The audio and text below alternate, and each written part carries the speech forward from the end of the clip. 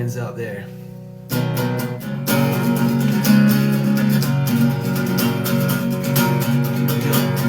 Bobby Brady's dealing crack, Martians on the bill, Mike's in bed with Alice, Sam sells dog jobs at his meat shop, Brady's trying on guard at bedtime, Nita spent 2 nights in jail, murder in the Brady house, cause Jim Brady couldn't stand it, murder in the Brady house, things were just too great, murder in the Brady house, someone at the parade.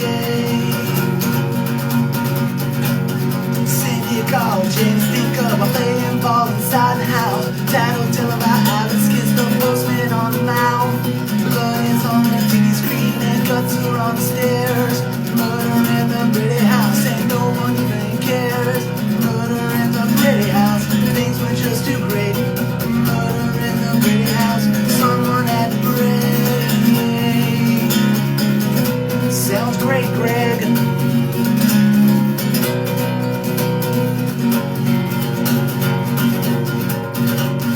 Bobby Brady's dealing crack, Marsha's on the pill, Mike's in bed with Alice, it's Sam sells dog chops at his meat shop, Greg is trying on guard at bedtime, Peter spent 2 nights in jail, murder in the Brady house, cause Jim Brady couldn't stand it, murder in the Brady house, things were just too great, murder in the Brady house, someone at the parade,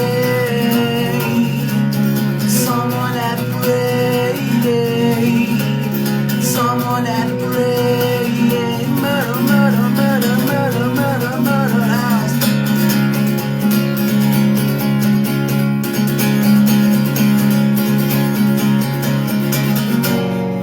Something suddenly came up. Oh. Murder in the Brady house, kinda. I practiced that one before I went on, and lo and behold, I forgot where the G chord was. G chord, the hardest chord there is. Not really. I'm playing the mini guitar today. My hands want to go like this, and they need to go like this. I don't know if that happens to any of you guys out there, any of my fellow guitar players, if I may call myself one. You play one guitar, and then you switch over to the other one, and then suddenly the chords are just, they feel like they're a mile away. That was Murder in the Brady House by Screech and Weasel. What's up, Mange? That's a very good question, my man. That's a very good question. Get out now while you still can. He's asking what did he wander into. Oh, man, yeah, so we used to do covers all the time. We always would intersperse covers into the Blitz Kid catalog whenever we would play live. Excuse me. And that was always a cool one for us. It was Transistor-y, Murder in the Brady House, Blood is on the TV screen, Guts on the stairs, all that fun stuff. So made sense for us, right? And, you know, I think I've told you guys before we were, you know, I guess a horror punk band, you know, we were just playing stuff like Screech and Weasel, Queers, and all that fun stuff. Who just asked a question? Punk Rock Princess. How did the Neurosis Trace of a Stranger album cover come into existence? All right, that's a good question. I will get back to that. Lauren Wiles, my weekend was good. Thank you very much. Hopefully yours was good. Hopefully all of your guys' weekend was good. I hope everybody's doing well. I know we're just cruising through Corona right now. Best we all can. We're all still home, right? Some things are opening up now, I know. So, yeah, you know, I'm seeing some people wander around. There's a kid outside that has a remote control car, and it's just like the greatest thing in this kid's life, man. You know what I mean? Like, part of me wants to be like old man Goolsby, because all I hear all day is like, ree, ree, ree, ree. But the other part of me looks out like, right on. Kids are all right. So, go drive your remote control cars out there. Go for it. Great. Holy shit, Justin Simmerly, man. Justin Simmerly's bringing out the audio yearbooks. You know, those pictures no one wants to see. Fiona saw the performance on Saturday. Thank you very much. I screwed that one up too. For all you guys out there, if you missed it, first off, I gave the wrong date that I was on. It was actually Saturday, but I joined my friends out in Scotland. They have a thing called Yet Another Wasted Night, kind of like keeping their scene kind of, going right now. So I jumped on there and played some music and talked about the Loch Ness Monster. So they had to cut me off, though. I understand. I have a tendency to ramble. All right. So someone was asking me earlier about the Trace of a Stranger album cover. Now, most of you know the Trace of a Stranger album cover to be the 1927 London After Midnight Todd Browning movie image of Lon Chaney as Inspector Burke, a.k.a. the man in the beaver hat. No, I will get to you in uno momento, por favor. But anyway, yeah, so that was our original. When I started kind of like conceptualizing the Blitzkid album covers and albums for that matter with TB, it was my idea to color coordinate, I guess, and assign a character from a silent horror movie to all the album covers. So it's more or less like as you collect them, you know which album it is from across the room, like, oh, I need the blue one or the red one or the orange one. And each one has its corresponding figure or character. So we went with that originally. And when we were burning the CDs ourselves, I was just Google imaging and putting things in my super ghetto, I forgot the program's name. It was like Media Face or something like that, where I had to print out everything and take like a little cutter and assemble everything myself. Those things pop up on eBay from time to time too, so I get a lot of messages if these things are legit. So some of them are, some of them aren't. But so the first actual release of Trace of a Stranger was on a label called Antidote Records. That was our first foray into, I guess, label life. Having been independent from, the point that we started up until then. And when we did that first issue, it was that album cover. It was the one you guys know with Lon Chaney, which was more or less just, like a 2.0 of what we had been doing at home on the computer. And James Rowe actually helped us a lot with that layout because I was not privy to Photoshop skills just yet. So he helped us out a lot with that layout. Shout out James Rowe. Did a lot for us in Blitzkid. So getting forward to the Neurosis album cover. If you guys don't know what she's talking about, a little bit later when we left Antidote Records, we joined another record label. And with that, we decided to switch things up a little bit to keep the covers alternate. At that point, we joined Fiend Force, and they were putting out Trace of a Stranger in Europe. So we had the old Trace of a Stranger with the album cover, and then we distinguished the European version by making it blue. But we felt like it would be a little too much to have yet another album cover with Lon Chaney on it. So to keep things from being confusing, we found a picture of Vlad Tepes, a.k.a. Dracula, in statue form. And it's from his castle. And if you guys want to Google Blitzkid Trace of a Stranger, you'll see what we're talking about. If you don't find the Lon Chaney, you'll find the other one. It's a really creepy album cover. It's a statue like this. His fingers are broken off. Now, how this leads into Neurosis, the band. We had no idea that Neurosis had an album called Enemy of the Sun.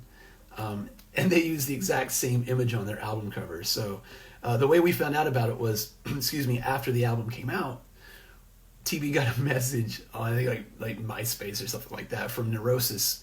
And they were none too thrilled, I guess is a good way to put it, at the very onset of, discovering it.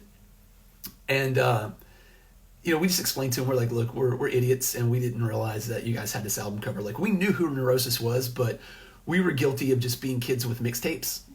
I can't tell you how many cassette tapes I owned that actually had a sleeve. Everything was just dubbed and given to me. And I was like, oh my God, we pissed Neurosis off. I had no idea this was your album cover. So they were cool about it. They ended up being really, actually very, very cool about it. And then when that pressing ran out, thankfully we got off that record label anyway. And that's the end. That was the last pressing of Trace of a Stranger. And that's been the last pressing of a lot of our back catalog, for that matter. So that's the answer to that question. So there you go. So yeah, guys, check it out. Today we're going to have a very special guest with us, a good friend of mine. He is alive and well. And I say that because he lives in ground zero of coronavirus, COVID-19. I live in the fringe, right? I live in the panhandle of the bullshit. Our buddy Shadow Windhawk lives in the skillet of this nonsense right now. Actually had coronavirus. He's coming. He's here. We gotta call him. You gotta do your. We have a whole thing to get Shadow here. But yeah, no. So he's survived. I've been in contact with him on and off throughout this crisis, and he's on the mend. So yeah, and it is his birthday, so he's coming in. Everybody, be sure to wish him a happy birthday. Let's see here.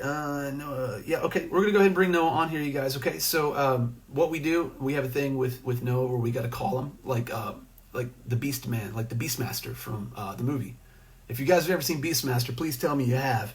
If not, just lie to me and tell me that you have, because that's a great movie. But if you are familiar with our boy Dar on the Beastmaster, he has a and that's what we got to do. So somebody could call Noah.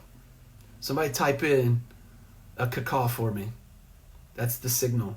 We can't conjure him otherwise. Can I get a cacaw? Well, that's Russian, so I'm gonna assume that's cacaw. Jumps out of cake. I'm seriously not gonna invite him. There it is. Thank you. We have a call. All right. Noah Bailey, aka Shadow Windhawk, coming in a moment. Whenever my finger works. All right, let's see where he is. Nope, that's not right. That's not right. That's me. That was my wall. You guys want to see my wall again? Look at this. Here's a failed picture hanging. Check this out. You guys see that? That didn't work out too well, did it? Or that one. If you look up here, I was like, fuck it, I'll just tape it. Now I have tape stuck to the wall. There's a crack in the wall and more holes in the wall. All right. Hello, my old friend. I'm sorry, Noah. I'm trying to get you on. Noah, send me Shadow Windhawk. Send me a request. I'm not shitting you. My finger, it's calloused up from playing guitar, and it's the touch sensitivity is not reacting to my clunky fingertip right now. Damn it! That's my wall again. Wall, hole. Oh, you gotta love it. I had earlier a friend of ours, if you were here, Mr. My friend Mange. He's like, what have I wandered into? Actions speak louder than words, my friend. Welcome to the party. I think I scared Noah away. So, real quick, while we're waiting on Shadow Windhawk to put on his wings of fury. There he is. Hey, remind me later to tell you the story about Mange, our friend Mange. Someone remind me. Okay, here we go. Well, that finger works. Maybe I should use this finger. Here he comes. Caw-caw! Caw-caw! We got your leader, man. Yo. Hey. I'm just over here having a one-man show. I'm glad you're here. Yeah, I'm glad to be here too. Welcome to the party, sweetheart. Thanks. How you doing? A lot better. You look well. You look a lot better than anticipated. Thanks. But that's not anything against your inabilities or your abilities to groom. It's just you've been dealing with a pretty vicious virus here lately. Yep. So before we get kicked off, man, let's go ahead and tell everybody what happened, man. Like, you're out in New York City, correct? Yeah. You're working in the city at the coffee shop for quite a while. You see quite a few people on a daily basis, and I'm assuming that's how you came down with it, correct? Yep. I work in a cafe in Tribeca in Manhattan, and I got sick right at the start of the outbreak, about a week before I lost my job, which was March 19th.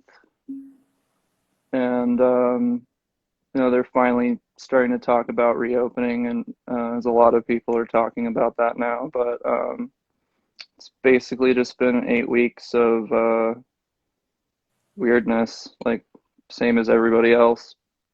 But I was really, really sick for 6 weeks. I've never been so sick. ever. Yeah, you were saying it was like a very persistent. You could feel it, like you said, like your lungs were trying to jump out of your body. That's what you told me. Yeah, it was This, it's like you feel very inflamed and it almost feels like your lungs are swelling and it becomes difficult to breathe and just I don't know, the that general feeling of like when you get really really horrible bronchitis mm, and it just hurts, like everything hurts. yeah, Yeah, it was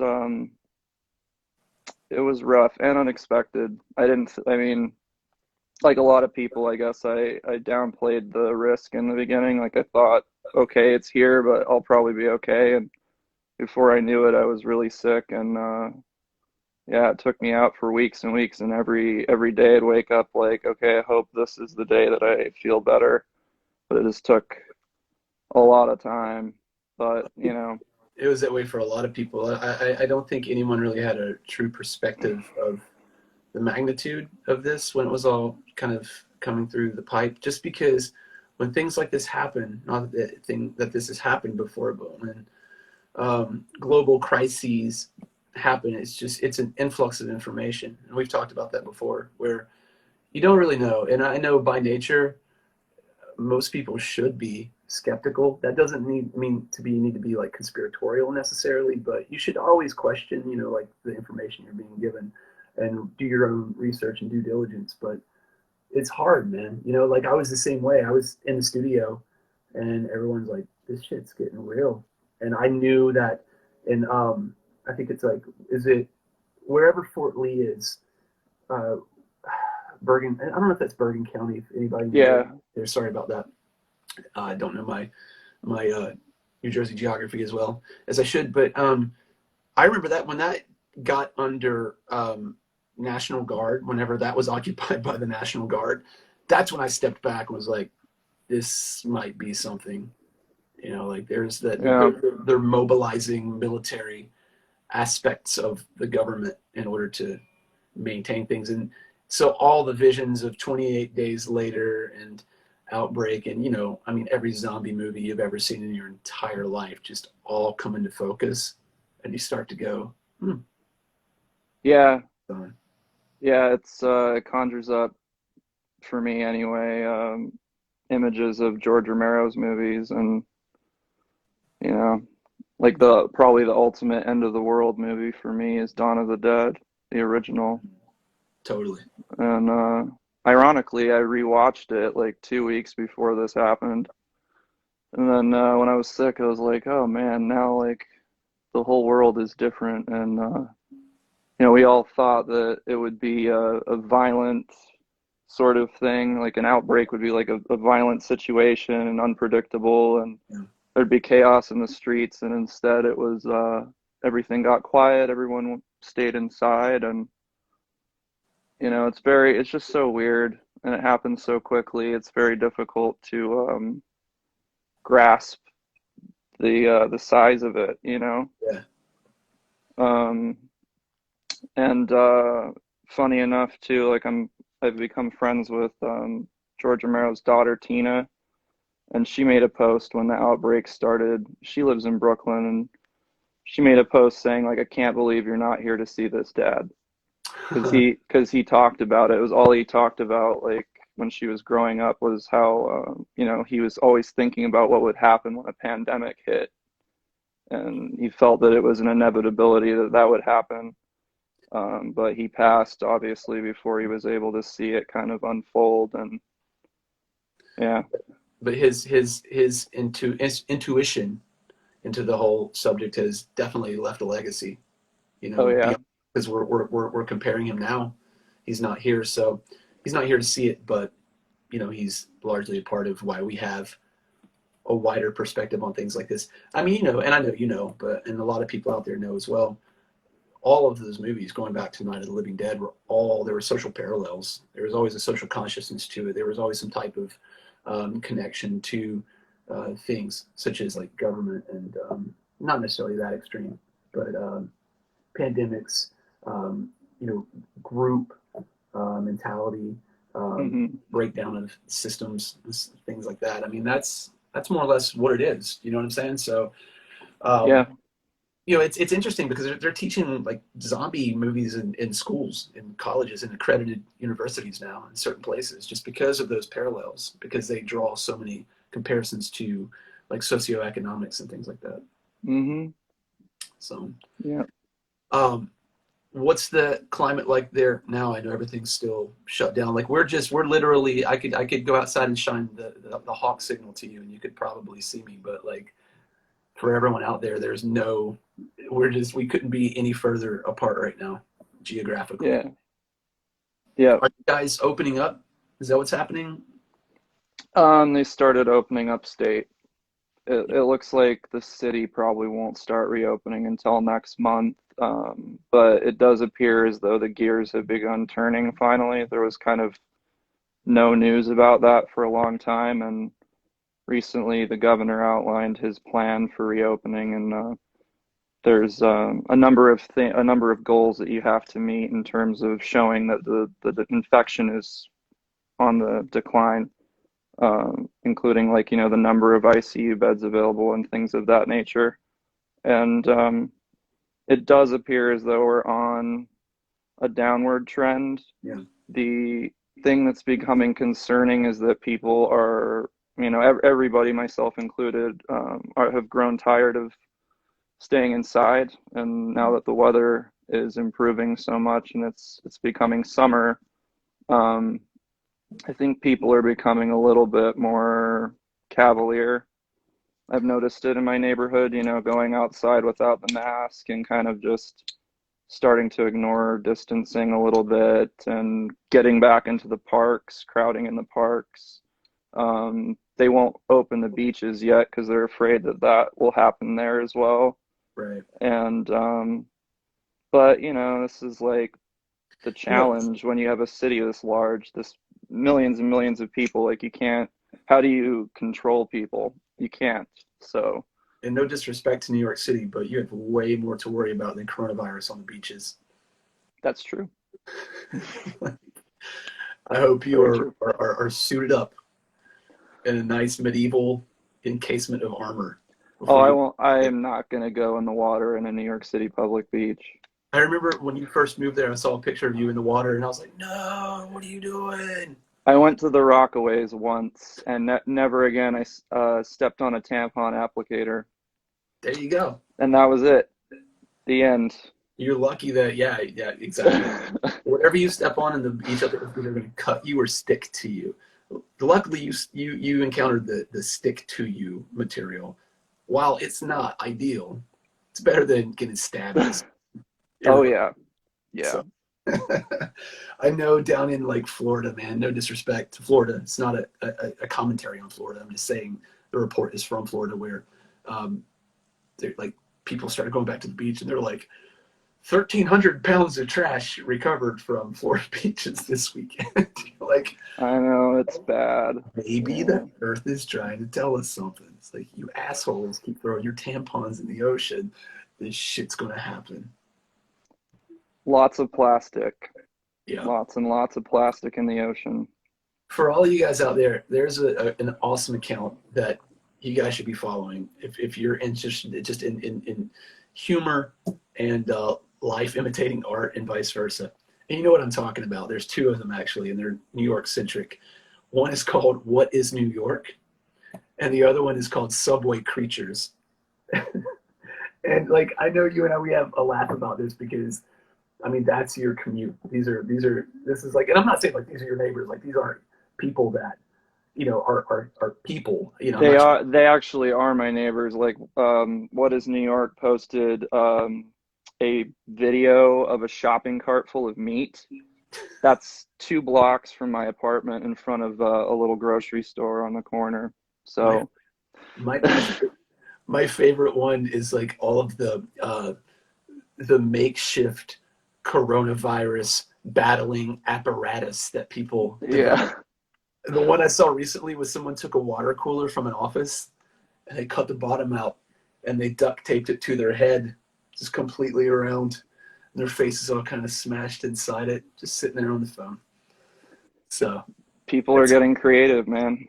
You you know? gotta love it, man. The one that I saw too in What Is New York that I thought was just enterprising was someone had a flat tire, like literally the tire was just completely just warped and gone. And this was on the rear driver's side. So what someone had done was they had taken one of those 2x4 dollies, which is just four 2x4s, forming a rectangle in an open space with the swivel wheels on each end, and they had put their car or like the wheel, the hub, like over top of this thing, and they're driving down the road. So the rear driver's side tire is literally four little swivel wheels, and it was doing the job, man. I was like, hats off to you, New York. Hats off to you. Wow. Oh man. So yeah, dude. What's going on in Shadow Windhawk world? What's happening besides? I mean, in your creative world, you got anything going on? I mean, I know Yeah, what's going on, but yeah. Just quietly working on a couple of things behind the scenes here, and we'll have a bit of a surprise for people coming next month. yeah, Um, Nothing huge, but I've been trying to record when I go back to Salt Lake to see my family, and mm, still working with the same engineer, and he's also my drummer. His name's Bruce Kirby. So we've been working on some stuff. I did some recording when I was in Salt Lake in February, and like right before all this shit happened, and so he's been mixing, and the downtime's been good for that to yeah, do a little deep listening and make notes. And I don't have as many distractions right now, so I'm trying to make the most of my time, you know? yeah. That's one. I mean, for lack of a better term, benefit that's come out of all of this is I'm in the same boat in that regard. Is that all this downtime has allowed me to really, I guess, spend more time on projects that are already or were in like post production. Like I was already like, okay, these are done, and it's time to move these into manufacturing or whatever phases they need to go in from there. A lot of those facilities aren't capable right now of Hmm. following up with what I have or what people like myself have to do. So I've just been using that time, to just really once, twice, three times over something and just get it to where it needs to be. So that's been good in that regard. So there's going to be Definitely. an influx of so much creativity, man, when this is all said and done and people are finally, like businesses are caught up with their workflow. Artists are able to go out and play or go out and exhibit and things like that. I mean, there's definitely going to be a huge, huge influx of, I guess, just creativity and things to do, which I hope happens because, you know, not to be salty, but we tour. You and I have toured together. For all you guys out there who are unfamiliar, and I'm sure that's very few of you, um, with the Roving Midnight, I have different people at different times coming in and playing. But Noah's been one of the heavies, man. You've been kind of there from the beginning, playing many many tours in the Roving Midnight. So um, you know how it is. While there is or are people that do come to shows, and thank you, by the way, everybody out there who takes the time to come out to see live music. Um, for someone like myself who's been playing live music since like 98, 97, 98, I've definitely seen a downtrend, and we've talked about this, and just, I guess, the overall enthusiasm towards venturing out to see live music. And I really hope that this changes that. I know a lot of people have been on here, a lot of Nimvin and Nate and TB, and we've all talked about it, how we're all anticipating that being a thing, which is good, because that's a very important part of what we do is that reciprocation of energy. It's one thing to have an idea and to be inspired by something and to put it down and to record it and put it out in the world and have people respond to it. It's great to have people type and say, this is cool, this is awesome, I love this. But it's another thing to see people enjoying it, to feel people enjoying it, to have people be given the ability to feel what you feel. And then, Hmm. have that. I mean, it's a live experience. So I hope it comes back. Yeah, me too. I mean, it's communal, and it's not going to be the same playing on a stage at a drive-in theater to a bunch of cars, or Yeah. because you're hearing stuff like that now where they're saying, oh, we can do concerts, but everybody has to stay in their car and watch. And I mean, while that's on one hand making the most of a shitty situation, uh, if that's supposed to be the future, until we were able to rein everything back in, that's it's a huge bummer. It's Or just so different. unless you decided to shake things up a bit, let's say just everybody take their cars. Like I want to see. I think we have a great idea here. All right, you guys heard it here first. Copyright Ricky Bobby 2020. We should go to a drive-in theater, play a show, invite everyone, have crash up derby cars, and everyone can just drive into each other's cars. It would be like a vehicular mosh pit, if you will. Everyone can just get out their aggressions and they can just get behind the wheel and just ram the shit out of each other's cars while we play. That would be awesome. Demolition Derby mosh pit. You heard it here first. It's going to happen. It's very Mad Max. I like it. I'm from West Virginia. I know people that can make that happen like that. You want some Demolition Derby cars? 10 Demolition Derby cars tomorrow by 2 o'clock with nail polish. That's for all my Big Lebowski people out there. Anyway. Oh, shit, man. Yeah, so I know people all the time when we're on here, one of the big questions is, well, not questions, but subjects for question is touring. And as I said, you and I have done quite a bit of that together. So do you have any tour stories you want to share with anybody? I'm going to ask you, like, what's the most out of what we've done together? Let's just condense it down to that. Out of the tours that we've done together, what's the most random, like, I can't believe this is happening moment for you? It's like, is this real life moment? You know what I mean? Well, I mean, one story from touring that I tell a lot is not even something that happened during a show, but at your dad's house in Bluefield, we were all sitting on the porch. Oh, ghost story time. Yeah. Just and you know, this is a ghost story alert. Yeah, so you're telling, Goolsby's telling us ghost stories, and they're all local ghost stories. This isn't like, oh, like in spoken of in legend, somewhere far away this happened. It was like on that hill over there, this dude murdered his family with an axe and set fire to his house. True And story. we're all just like, like at that point, I think that was before I moved to New York. So, I grew up in Salt Lake City, so I'm just like sitting on his porch, staring off at this hill, like imagining this go down. And Jason Trioxin was there with us. Willie Wolfbite was there with us. And we're all just sitting on this porch. Goolsby's telling this crazy story, and then out of nowhere, like it's dead silent out there, and then we hear this scream, like echo through the whole valley, and yeah, that is definitely a moment where I was like, this isn't real. Are you kidding me? He's like over on that hill, an axe murder happened, and you just hear this horrible, like ear-piercing scream, and we're just like, okay, all right. First time that's happened. And for you guys out there, I mean, we talk about, all roads lead back to ghost stories every week on here, which is fine by me. And I'm glad you steered it that direction because, we can kind of intersect tour and ghost stories together. For everyone out there, where I'm from, I live in an area in Bluefield, West Virginia.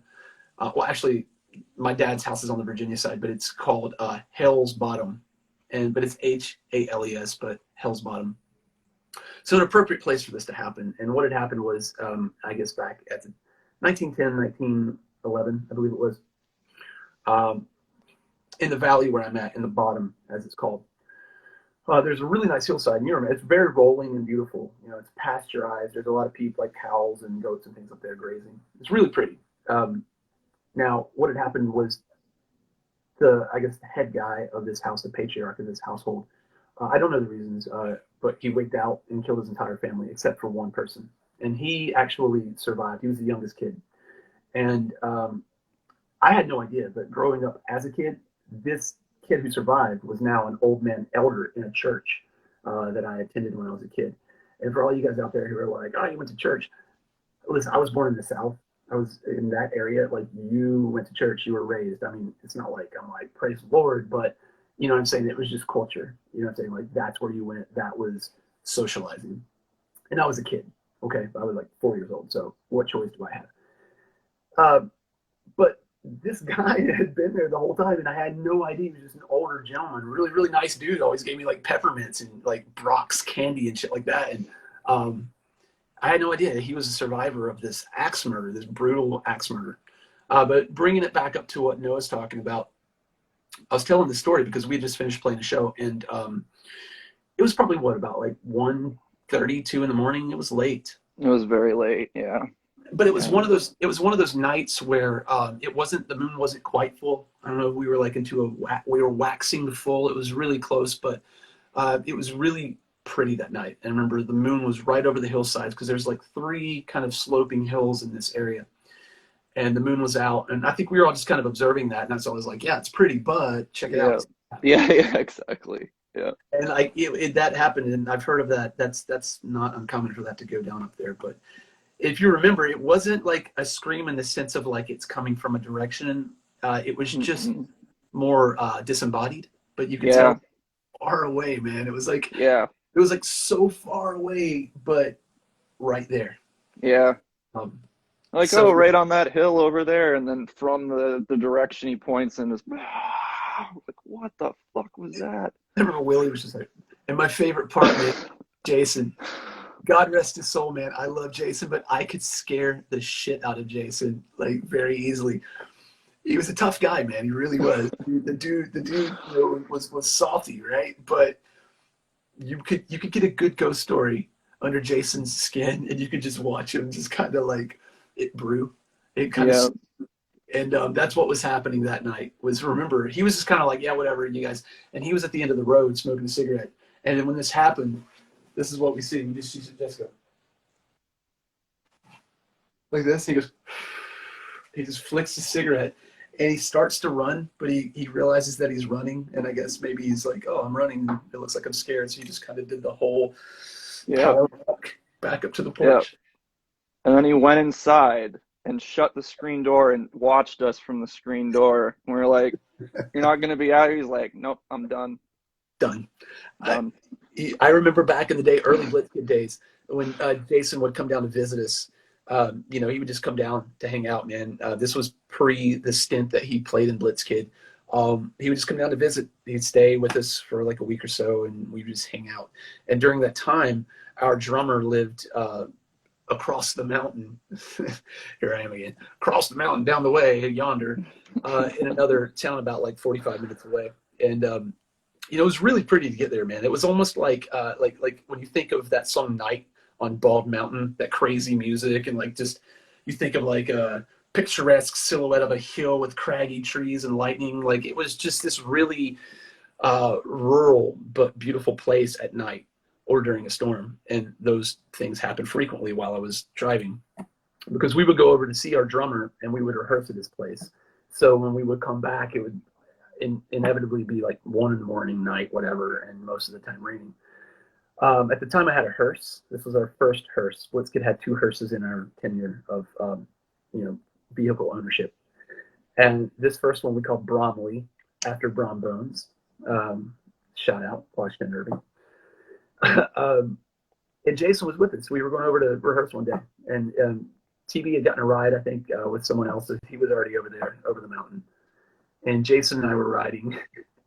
And dude, it was so hilarious. We're in this hearse, and this hearse is like trying to like stay like alive. It's like puttering and stuff like that. And we were always terrified it was going to break down. No cell phones. And we're driving along, and I was telling him the story about the Mothman. All right, as I so often do with a lot of people. Shanghaied him. He had no choice. And we're listening to it. And he's over there like, yeah, okay, just like this, just like. Looking out the window, he's like, where the fuck are we, man? Where are the houses? Like, you know, I'm like, yeah, there's nothing out here. And at that time, a moth flew in and hit him on the chest, man. A huge moth. And he willed. I'm so sorry, man, that you're giving his secrets away. But he's just like, freaking out. And he's like, pull over, pull over. So from that point forward, all I'd have to do is tell him I was going to conjure the Mothman if he Yeah. didn't wise up or stop being Yeah. a dick or whatever he was being at the time. I'd be like, don't make me call the Mothman, I will. He'd look at me and he'd be like, Yeah. shut up. And on that same tour that the disembodied scream scared him, whatever, like I remember whenever we would see a moth, he would kind of be like, what the fuck's going on type thing. That's fun. I don't remember where it was, but you took us on top of this really big hill, or I guess it was a mountain. Like we went up to the top of it and you kind of look down and you I can was like, see hey, look, everything. there's stuff and here's things. Yeah. And you're like showing us all this stuff, and Jason's like, he's smoking, he's hanging out, and then a moth flew by his face, and he was like, yeah. And I looked at him, and I'm like, nope. Yeah, dude, that was hilarious. That was always an inside joke with us. Was I was like some some cryptid shaman, where I could like conjure up the Mothman, and I would always say it to him, man. I'd be like, "Don't make me call the Mothman," and he'd be like, "Fuck you." Seriously, stop. It was like he didn't even want to talk about it because he was like, talking about it brings it closer to you or something. Yeah, it's hilarious. Yeah, It's great. this is the same guy at the same time that was like literally would just go bare knuckled into any brawl. You know what I mean? Yeah. Just as long as it wasn't a humanoid with wings and iridescent eyes, then he would help you out and or bail you out. I don't know. I think Jason could take on the Mothman if he had to. If he had to. I could see him, yeah. I could see him at least being the guy in the movie that like just like, I hope you choke on it, motherfucker. Like he'd be that guy. Yeah. He'd be like beating the shit out of the Mothman while he's like devouring him with his moth mandibles and things like that. Yeah. So yeah, there's actually a video that needs to come out at some point. Hey, Willie's here. Willie Wolfbite. Willie. What's up, Willie? We're gonna get you on here, my man. But yeah, no, I don't even know what I was talking about. Willie threw me off, so I just saw him standing there in his avatar. Yeah, Mothman, stuff like that, whatever. Insert Mothman things here. I'm reading some comments here. Mothman movie, right when the Mothman first appears, the light of my head blew out. Yeah. There's some stuff to it, right? I mean, I don't want to go down that rabbit hole because I've Moth Mandibles. There's your album. There's your next album. We are the Moth Mandibles. The mandibles of moth. But yeah. I totally forgot what I was gonna say. And it was gonna be really interesting. I promise. So What's up, Randy? Oh shit, it is Randy. Damn. I miss you too, Randy. Oh, video.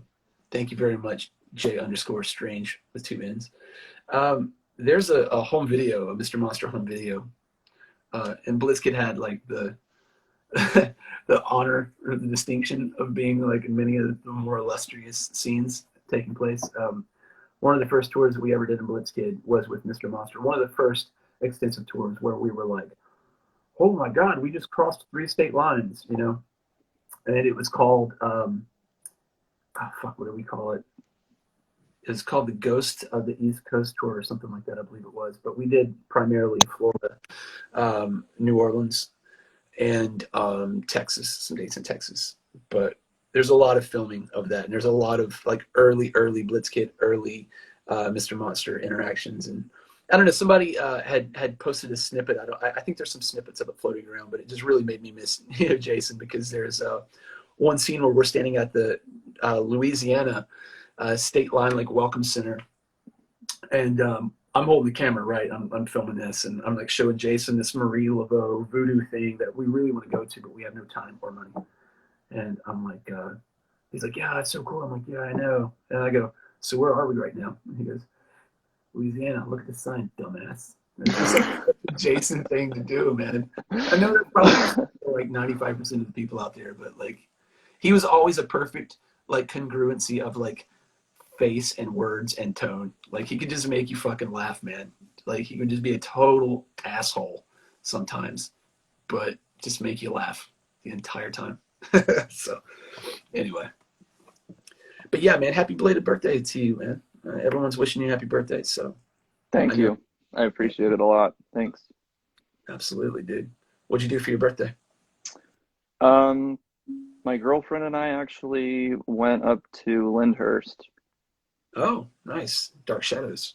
Yeah, it's the first time in 2 months that I've really gone anywhere. But we figured, we could go there because the property is so expansive.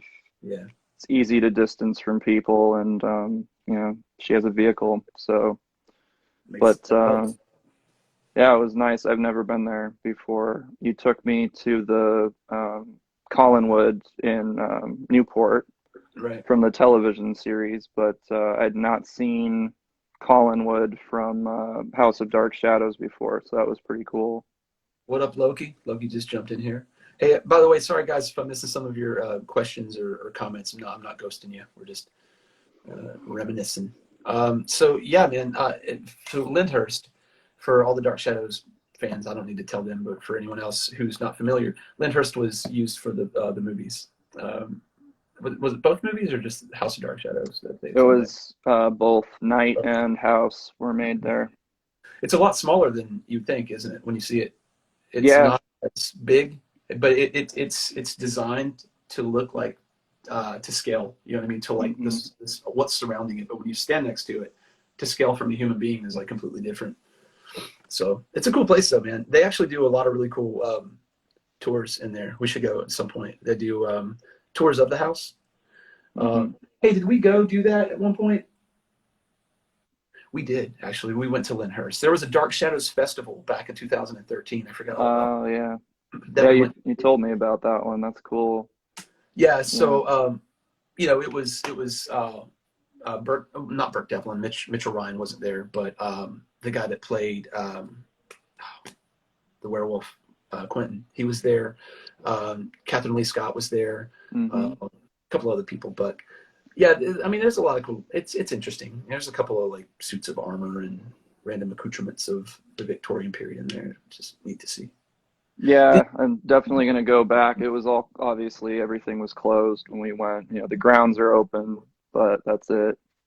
Dark Shadows Festival. I've never been to a larger clusterfuck that called itself a convention in my entire life. They herded us into a barn from 4 direct, and we just closed the doors on us, and they were like, "We'll be back." And there's like 150 people standing in this barn.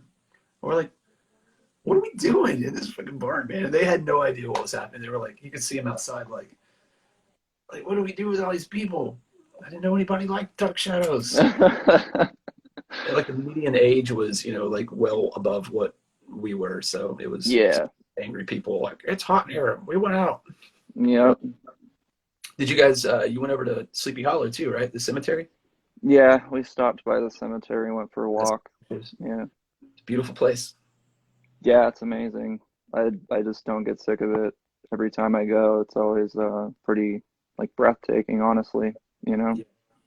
Every time of year, it's striking. Every season, and even throughout the seasons, at different heights of the season, there's always different angles to that cemetery that, change. Hmm. It's huge too, especially when you get way back to the back where like Leona Helmsley and um, the Rockefellers are buried and all that stuff. Yeah. So, did you see the area where the Hessian is buried? Like it's not listed, but I think I told you about it. It's in the old Dutch churchyard part of it. Yeah, I mean, we wandered around that section quite a bit, but I'm not sure where exactly that is located, the actual spot, you know. So there's I don't know if you noticed this too, but there was Mother Hulda was her name. That's all they knew her by. I This saw that grave. I noticed that one, yeah. They finally gave her a grave, and they should because she helped the Revolutionary War effort. She Hmm. was probably more brave and battle ready than a lot of the people who did fight. The few skirmishes that were on the Hudson at that point in time in that area. Um, she was more or less regarded as a witch. Hmm. She was one of these people who she was like an herbalist. She had been, they speculate, married to some Native American tribe, more upstate New York, and she was widowed. And if you're widowed, you're more or less, like outcast in that period of time. You're a witch, all those things. Hmm. So she had, I guess, wandered into Tarrytown. This was before Sleepy Hollow. A lot of people out there, if you don't know, Sleepy Hollow became Sleepy Hollow much, much later to kind of not capitalize, but to kind of work off of Irving's popularization of it. But yeah, man, she just kind of hid out in the woods. But there were, I forgot what battle it was, but there was one battle where she was just out there with like a powder horn, man, just firing at ships, and everyone's like, "Whoa," you know what I mean? So it's good they finally gave her more or less like the witch's pardon. You know what I Yeah, mean? yeah, they did a good job with the grave. You can tell that it's modern, but they tried really hard to make it look the same as the other graves around it. Yeah. Yeah, it was cool. I hadn't noticed it before, so. So the Hessian is actually buried about like if you're standing in front of Holda's grave, it's probably about like 50 paces in front of, like towards the interior part of the cemetery. Hmm. He's unmarked. And it's crazy, man, because I mean there was actually a headless Hessian. You know what I mean? Like there was Hmm. a couple of battles. You had the Battle of White Plains, and I don't mean to give everybody this big history thing out there. I'm sorry, but it's really interesting.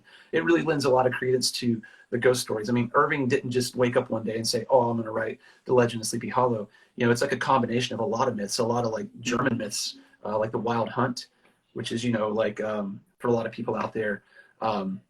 There's Herne the Hunter, which is another like anglicized version of it in England, where it's like a figure who just kind of like goes out on a hunt at night with a bunch of souls. It's like a procession, and that was mixed with a lot of the legends in the area. What had happened was the way the Van Tassels got involved was, I believe, um, some Hessians wanted quarter at one point, or the Brits wanted quarter at one point, and the Tassels wouldn't allow it, or something happened, or the brothers fired on either the Hessians or the English, and they came back to like settle that, and they set the house on fire, the thatch on fire, everything went up in flames. And what had happened was um, they got out, okay, but the Hessian, one of them felt bad, and I guess had helped. I want to say Katrina or one of the Van Tassels out with her baby, and he more or less like saved them when he didn't need to. I guess he kind of like came back on the sly and got him out of the way. And later, in the Battle of White Plains, there was a Hessian, and it's actually reported. There's a report from, I don't want to say it was Benedict Arnold, but it was one of these generals who had said on Halloween night, and when this had happened, they were like, it was a giant glowing cannonball had flown across the field and took off the head of a Hessian soldier. Wow. And then they left him there. So what had happened was they went back later, found this body without a head, and I guess I don't know if they just figured it was the one that helped Van Tassel, or if they were just kind of like symbolizing him as that. I don't know, but they did put him in the churchyard. And if you go into the Sleepy Hollow cemetery, and you probably saw it too, they say that the Hessian is buried here. And Hmm. that's why, and that's a lot of the reasons why, or one of the reasons why, like they say Irving kind of got the idea of the pumpkin, the flaming pumpkin, was that imagery of a flying hot shot of lead flying across the battlefield. It was like a heated up shot, and boom, took the guy's head off. So many legends in there, man. The Hudson Valley is like Hmm. no joke, dude. Yeah. I haven't been to Killer Tavern, no. I need to check a lot of that out. And it's not just the Hessian either. You have a lot of different ghosts. And Major Andre, he was he was kind of helped Benedict Arnold. I don't know if anybody cares about this stuff. I apologize. I'll go into this some other time. I don't mean to give people a history lesson on your dime over there, or your minute. So I enjoy it, honestly. Yeah. well, it's cool, man. It really is, because the whole thing with Andre was, when you look at the Revolutionary War, Benedict Arnold, everyone talks about, oh, Benedict Arnold. And what had happened with that was, he had done a lot of like good for the rebels. And I think what had happened was there was one particular battle where he wasn't given like the lauds that he was supposed to be given. And in fact, he got either court-martialed or in trouble with the fledgling government for using his soldiers to help him move his personal effects down in Pennsylvania out of a house. And he got in trouble for that. So he felt like, dude, I just won you all these fucking battles, and you're going to court-martial me and give me all this shit because I'm having some people who are decommissioned soldiers help me move furniture while I'm gone. He's like, F that, man. So he started talking to the British, and the British were like, listen, man, if you give us, they've been trying to get in, I forgot what fort it was, whatever fort it was that, you know, the rebels were occupying at that time. They're like, if you give us a way in, we'll bring you over and we'll make you a captain. We'll give you everything. We'll give you all this gold. You're going to be the guy. So he's like, all right. And he hired this guy named Major John Andre to carry the plans to the British, to tell them how to invade this fort. Unfortunately, what had happened was when he was meeting with Benedict Arnold to get the papers, the boat that was waiting on him, some of the rebels had spotted the boat down in, Pepper's Ferry, like right outside of Tarrytown, and they started firing on it. So the boat left the guy, and he's like, holy shit, here I am holding this paper. I'm like the biggest traitor in the world right now on call. I've got to get down, to the English. So he mounted a horse, was riding along, and he saw some Hessians, or some people in Hessians uniforms. He's like, hey, what's up, brothers? We're from the same cause. And they were like, oh, is that right? And they're like, actually, we killed a motherfucking Hessian, and we're just wearing his clothes. Who are you? Oh, no. That's how the whole thing came about, man. Then he tried to claim that he was Benedict Arnold's pawn, and then, like, George Washington even got involved, man, and he was trying to save him. All these people fell in love with Major Andre, man. Like, he became this beloved figure on both sides where everyone's like, man, don't kill that motherfucker. He's great. They ended up hanging him on a tree right in the park in Sleepy Hollow. So if you're driving through Sleepy Hollow on the way out, you'll see Major Andre's, I think it's park, but his tree. It's like, I don't think it's the same tree, but it's the area where he was more or less hung. His ghost now haunts that area too. So Leatherman, yeah, I am familiar with the Leatherman up here in Connecticut. But yeah, that was a very kind of like hop, skip, and a jump across many years of history. Sorry about that. So Noah, what's going to happen here probably is we've got 3 minutes. Instagram's going to cut me off, but if you want to come back on, we can talk some more. I'm not going to go on any more historical diatribes. Yeah, whatever you want to do. Cool. This guy's asking about Leatherman. For people out there who's curious about Leatherman, it's a guy who wandered through most of New England, covered in leather. You know, lived in a cave, all that fun stuff. A lot of legends about him, interesting, but there's no real record on him in terms of like maliciousness or whatever. Just a weird dude in leather. But like even where I'm from, down in West Virginia, man, you'll see people walking all the time with crosses on their back down the highway because it's just a very religious area and people are trying to relive the passion. They want to be like, oh, I'm going to carry the cross like Christ did. So you see people walking the streets doing a lot of crazy stuff, man. You know, you don't have to be in New York. You can be in West Virginia and see some kookaroos too. It's very true. All right, man. So they're going to cut us off here. So what I'm going to do is I'm going to go ahead and end the broadcast. I'm going to invite everybody back here. We're going to talk a little bit more. I'm going to play a couple of songs, and then we'll let you guys get back on your way to your Monday. So signing off, and we will see you in a moment. All right.